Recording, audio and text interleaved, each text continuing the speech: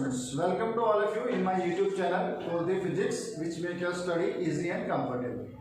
तो बेटा last video के अंदर हमने चैप्टर स्टार्ट किया था सिंथेटिक फाइबर्स एंड प्लास्टिक्स, जिसके अंदर हमने देखा था कि सिंथेटिक फाइबर्स क्या होते हैं और कुछ सिंथेटिक फाइबर्स की भी हमने बात की थी, जिसमें हमने रायोन पढ़ा, नायलॉन पढ़ा, उसके कुछ यूजेस पढ़े। इसी सीक्वेंस में बेटा जो नेक्स्ट सिंथेटिक फाइबर्स हमारे पास कुछ आते हैं वो है पॉलिस्टर एंड एक्राइलिक। तो देखते हैं क्या है पॉलिस्टर, क्या है एक्राइलिक। तो सबसे पहले अगर बात करते हैं पॉलिस्टर की, polyester is another synthetic fibre fabric made from this fibre does not get wrinkled easily. बेटा सिंथेटिक फाइबर है मतलब मैन मेड फाइबर है, केमिकल से बना हुआ। दूसरा fabric made from this fibre does not wrinkle easily. बेटा इस पॉलिस्टर से कह सकते हैं जो फैब्रिक कपड़ा बनाते हो उसके अंदर रिंकल्स नहीं पड़ते हैं, सलवटें नहीं पड़ती। कई आपने देखा क्लोथ्स, उनको अगर आप मोड़ के रखते हो तो उनके अंदर रिंकल्स पड़ जाते हैं, लेकिन पॉलिस्टर हमारे पास एक ऐसे तरीके का कह सकते हैं फाइबर फैब्रिक है जिसके अंदर इजीली रिंकल्स नहीं पड़ते हैं। इसके अलावा it remains crisp and easy to wash, crisp रहता है ये कपड़ा और हमारे लिए जो वॉशिंग में भी ये इजीली इसकी वॉशिंग हो जाती है। इसीलिए कह सकते हैं बेटा ड्रेस मटेरियल्स के अंदर काफी पॉलिस्टर को यूज किया जाता है। आपने देखा भी होगा कई लोग जो स्पोर्ट्स के जो वियर कपड़े होते हैं, स्पोर्ट्स वियर लोअर्स वगैरह होते हैं, टी शर्ट्स वगैरह होते हैं, वो इस पॉलिस्टर के ही बने होते हैं।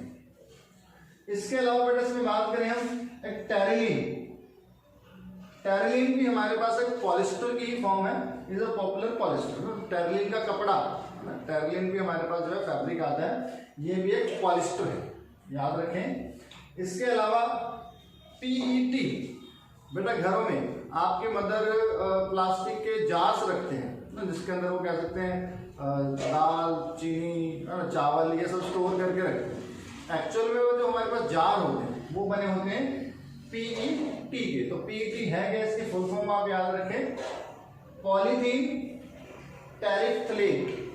पॉलीथीन टेरिफ्थलेट, इसको हम कहते हैं PET. Is a very familiar form of polyester, ये भी बेटा एक पॉलिस्टर की ही फॉर्म है। And it is use for making bottles, जो वाटर बॉटल्स हैं वो बनाने में, यूटेंसिल्स कुछ बर्तन बनाने में, वायर्स बनाने में भी हम इसका यूज करते हैं। तो ये अपने पास पीईटी और टेरिलीन दोनों कह सकते हैं पॉलिस्टर की ही फॉर्म। अब देखते हैं पॉलिस्टर है क्या। बेटा जैसे हमने बात की थी, जो अपने पास सिंथेटिक फाइबर्स हैं ये कहते हैं पॉलीमर्स होते हैं, है ना। पॉली मतलब मैनी, मर मतलब यूनिट, है ना। बहुत सारे यूनिट्स को हम कंबाइन कर देते हैं तो पॉलीमर बनते हैं। तो हमारे पास जो पॉलीइस्टर है, इसके नाम से भी हम समझ सकते हैं क्या है।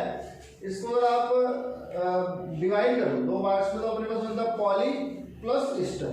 तो पॉली का मतलब वो मैनी, बहुत सारे ईस्टर्स जब इकट्ठे हो जाए, ईस्टर एक केमिकल है, ये बहुत सारे ईस्टर्स इकट्ठे हो जाते हैं तो अपने पास बनता है पॉलीइस्टर। तो polyester is actually made up of the repeating unit of a chemical called Easter. Easter बेटा केमिकल है ना। इस ईस्टर की जब बहुत सारी रिपीटिंग यूनिट्स इकट्ठी हो जाती हैं तो अपने पास बनता है पॉलिस्टर। एक्चुअल में ईस्टर बेटा फ्रूट के अंदर जो स्मेलिंग आती है ना, फ्रूट स्मेल्स, हाँ वो ईस्टर की वजह से ही आती है। हमारे पास सब इसको फ्लेवरिंग एजेंट भी यूज करते हैं। जैसे आपको कई बार कुछ आइसक्रीम्स वगैरह या कुछ ऐसा खाने पीने का आइटम लेके आते हैं उसके अंदर फ्रूट्स की स्मेल आती है, तो वो फ्रूट्स की स्मेल हमारे पास ईस्टर की वजह से ही आती है, ठीक है। इसके अलावा बेटा मार्केट के अंदर बहुत तरीके के जो है क्लोथ्स आपको जो है दिए जाते हैं और उन क्लोथ्स का जो नाम है वो क्या होता है कि दो तीन फैब्रिक्स को मिक्स करके बनाए जाते हैं। जैसे कि अगर हम कुछ इसमें कॉमन बात करें, पॉलीकॉट, पॉलीकोट का फैब्रिक आता है। पॉलीकोट के अंदर अपन क्या कह सकते हैं, मिक्सचर है किसका, polyester and cotton. Polyester synthetic fibre हुआ, इसके अंदर आप थोड़ा कॉटन मिला, कॉटन अपने पास नेचुरल फाइबर का मिक्सचर करते हैं तो अपने पास फैब्रिक बनता है वो गया पॉलीकॉट। सिमिलरली अगर बात करें पॉलीवूल, तो कह सकते हैं किसका मिक्सचर हुआ, mixture of polyester and wool. Polyester के साथ वूल मिक्स कर दो तो अपने पास जो फैब्रिक बनेगा उसको हम कह देते हैं पॉलीवूल। इसके अलावा टेरिकोट, टेरिकोट का भी जो है कपड़ा आता है मार्केट में। तो टेरिकोट ये किस चीज का मिक्सचर है, टेरिलीन, टेरिलीन जो कि पॉलिस्टर है, साथ में कॉटन, ठीक है। तो ये भी आप बेटा कुछ नाम याद कर सकते हो ना, जो मिक्सचर हमारे पास एक नेचुरल और कह सकते हैं सिंथेटिक, इनको कंबाइन करके भी कुछ फैब्रिक्स बनाए जाते हैं। इसमें नाम आगे पॉलीकॉट, पॉलीवूल, टेरिकॉट, ये सारे। तो ये सब हुआ पॉलिस्टर के बारे में। देखते हैं एक्राइलिक क्या है। तो नेक्स्ट सिंथेटिक फाइबर जो हमारे पास आता है वो है एक्राइलिक। बेटा सर्दियों में आप सभी ने शॉल, स्वेटर्स, ब्लैंकेट्स ये सभी यूज किए होंगे। बेटा क्या ये सभी नेचुरल फाइबर से बनते हैं? नहीं। एक्चुअली आपको पता होगा नेचुरल में जो वूल अपने पास है कहाँ से मिलती है, या शीप के हेयर से या याक के हेयर से, है ना, इनके हेयर से हम नेचुरल वूल बनाते हैं। और बेटा ये इतनी लार्ज क्वांटिटी में नहीं है कि इतनी बड़ी जो अपनी पॉपुलेशन है इसका काम चल सके।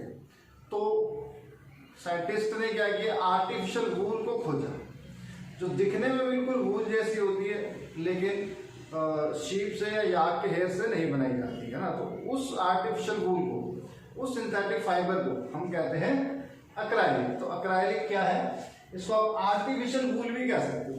दिखने में अपीयरेंस में बिल्कुल वूल जैसी है लेकिन ये वूल नहीं होती, ठीक है।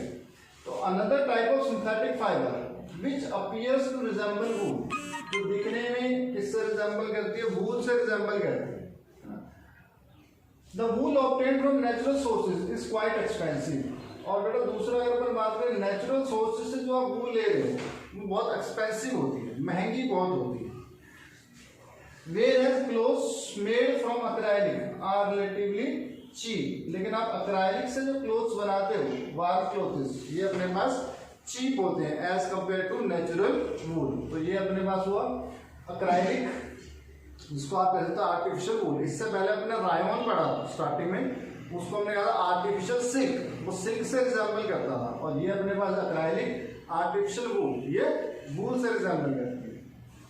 इसके बारे में बात करें तो द सिंथेटिक फाइबर्स, जितने भी सिंथेटिक फाइबर्स हैं, all synthetic fibres are prepared by a number of processes using a raw material. Raw material बेटा कहते हैं कच्चे माल। आप कोई भी चीज बनाते हो तो उसके लिए आपको कच्चा माल चाहिए होता है, जिसको अपन कहते हैं रॉ मटेरियल। और यहाँ पे कह रहा है जितने भी सिंथेटिक फाइबर्स हैं ये सभी कैसे बनते हैं, by using a raw material of petroleum origin. तो पेट्रोलियम के ओरिजिन के जितने भी हमारे पास केमिकल्स हैं, इनको as a raw material use करके, इनके ऊपर हम उनको रॉ मटेरियल की तरह यूज करते हैं, उसके ऊपर बहुत सारे प्रोसेस लगाते हैं और उन प्रोसेस को लगाने के बाद अपन उसको कन्वर्ट कर लेते हैं सिंथेटिक फाइबर्स। तो all synthetic fibres are prepared, कैसे प्रिपेयर होते हैं, by a number of processes using raw material. बहुत सारे प्रोसेसेस आप उनके ऊपर लगाते हो by using raw material of petroleum origin. Petroleum origin के जो रॉ मटेरियल उनके ऊपर प्रोसेस लगा के आप सिंथेटिक फाइबर्स बना सकते हो। And these are called petrochemicals.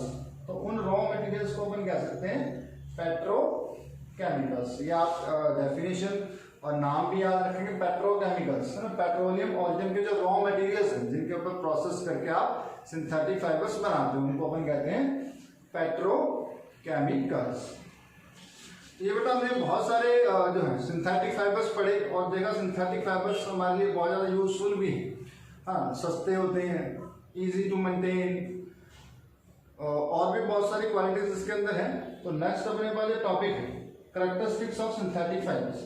क्या क्या इसके अंदर यूजफुल चीज़ें हमारे पास है। वैसे तो देखा जाए नेचुरल फाइबर से हमारे पास जो सिंथेटिक फाइबर्स हैं इनके अंदर सभी अच्छी क्वालिटीज होती हैं। जैसे कि अगर हम बात करें synthetic fibres possess unique characteristics, इसके अंदर कुछ यूनिक कैरेक्टरिस्टिक्स हैं which make them popular dress material, जिसकी वजह से आप कह सकते हो आजकल जितने भी ड्रेस मटेरियल हैं मोस्टली सिंथेटिक फाइबर्स की अपने पास ड्रेसेस बनती है।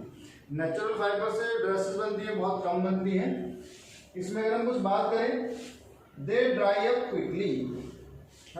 सिंथेटिक फाइबर्स बेटा जल्दी सूख जाते हैं।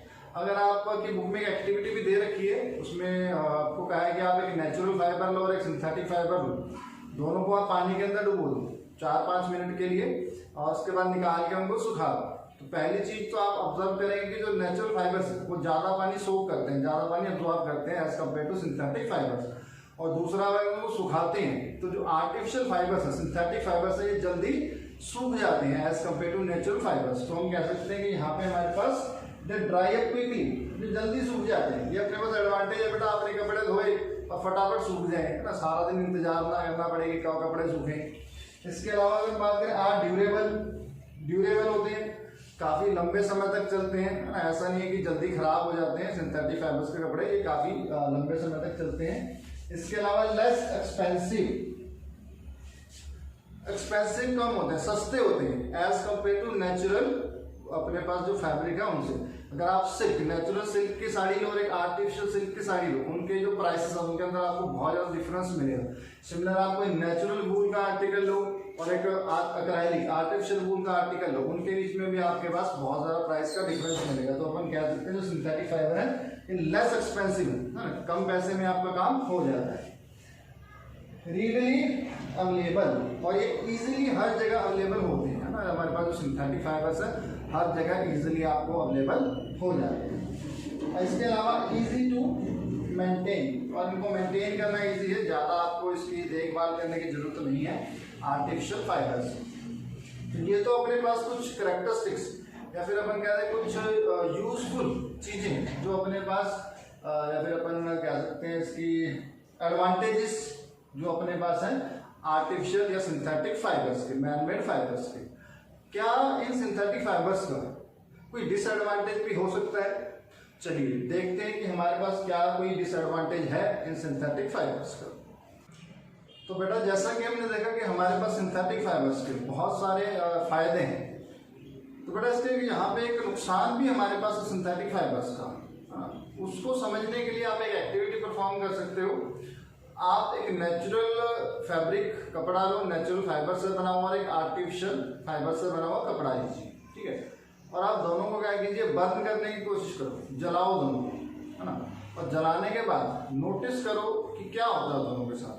तो बेटा आप चेक करोगे कि जो आर्टिफिशियल फाइबर्स अपने पास है उनको बर्निंग नहीं होती है, उनकी वो जलते नहीं।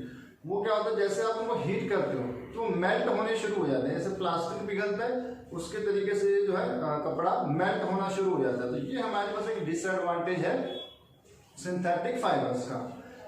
तो देखते हैं क्या है। Synthetic fibres melt on heating, है ना, ये अपने पास इसका डिसएडवांटेज है। अगर आप इसको हीट करते हो तो पिघल जाता है, मेल्ट हो जाता है। बाकी सब इसके फायदे हैं, कैरेक्टरिस्टिक्स बहुत अच्छे हैं इसके, है ना, लेकिन अगर आप इसको मेल्ट करते हो, सॉरी हीट करते हो, तो ये मेल्ट हो जाता है, इसकी बर्निंग नहीं होती। If the cloth catch fire, अगर मान लेते हैं आपने सिंथेटिक कपड़े पहने हुए और कपड़ों को आग लग गई, तो इट कैन बी डिजास्ट्रस, तो ये बहुत खतरनाक हो सकता है। क्यों हो सकता है बेटा? अगर कपड़ों को आग लग गई तो ये मेल्ट होंगे, मेल्ट हो गए ये कहाँ, आपकी बॉडी के साथ चिपक जाएंगे, जिससे आपको बहुत सारा नुकसान हो सकता है। The fabric melts and sticks to the body of the person wearing it. तो बाई चांस अगर आपने सिंथेटिक फाइबर्स के कपड़े पहने हुए हैं और गलती से अगर उन कपड़ों में आग लग जाती है, तो उस केस में क्या होगा, ये जो फैब्रिक है बर्न नहीं होता, ये मेल्ट होना शुरू हो जाता, पिघल के आपकी बॉडी से चिपक जाएगा, जिसकी वजह से आपको बहुत सारा कह सकते हैं नुकसान झेलना पड़ेगा। We should therefore not wear synthetic clothes, इसीलिए कहा जाता है कि अपने को जो सिंथेटिक क्लोथ्स हैं वो नहीं पहनने चाहिए। कहाँ पे? While working in the kitchen, आप किचन के अंदर काम कर रहे हो या फिर अपन कह रहे हैं आप किसी लेबोरेटरी के अंदर काम कर रहे हो, तो ये कहा जाता है कि उस टाइम पे आपको सिंथेटिक जो क्लोथ्स है वो नहीं पहनने चाहिए। रीजन समझ में आ गया होगा कि मेल्ट कर जाते हैं ऑन हीटिंग। तो बेटा अभी तक हमने सिंथेटिक फाइबर्स के बारे में पढ़ा, उनके टाइप्स पढ़ लिए, है ना, यूजेस पढ़ लिए और उसके कुछ डिसएडवांटेज भी पढ़ लिए। तो सिंथेटिक फाइबर वाला जो टॉपिक है ये हमारे पास यहाँ कंप्लीट होता है। सेकंड जो इस चैप्टर में आपके पास आता है प्लास्टिक्स, हाँ, तो ये जो प्लास्टिक्स वाला पार्ट है वो हम शुरू करेंगे नेक्स्ट वीडियो के अंदर। आज की वीडियो में इतना ही। वीडियो आपको कैसी लगी कमेंट करके जरूर बताएं, अच्छी लगी तो लाइक करना ना भूलें, साथ साथ फ्रेंड्स को ज़्यादा से ज़्यादा वीडियो शेयर करें और ज़्यादा से ज़्यादा चैनल को सब्सक्राइब करें। Thank you.